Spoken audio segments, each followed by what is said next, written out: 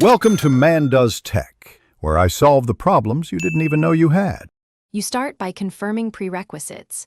You need Xbox Cloud Gaming Access, a controller, and an overlay method that can run the custom Crosshair. Connect your controller and sign in. Once done, launch Fortnite in the cloud.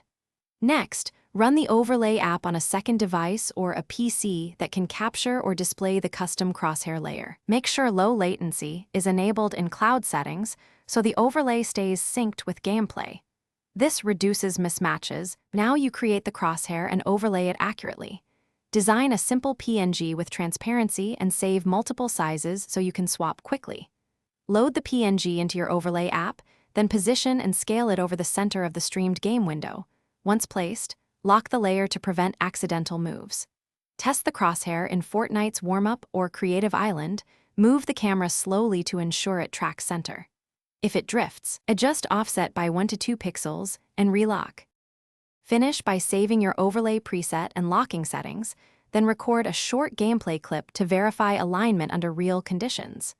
If you see misalignment, first confirm the stream resolution and aspect ratio, 16:9 versus 4:3 changes placement. Also check controller dead zone and Fortnite HUD scale. These can alter perceived center. As a last resort, switch to a hardware overlay on a second display, or resync the overlay app to the cloud stream to eliminate latency-related shifts. Thanks for watching. If you found this helpful, don't forget to like and subscribe.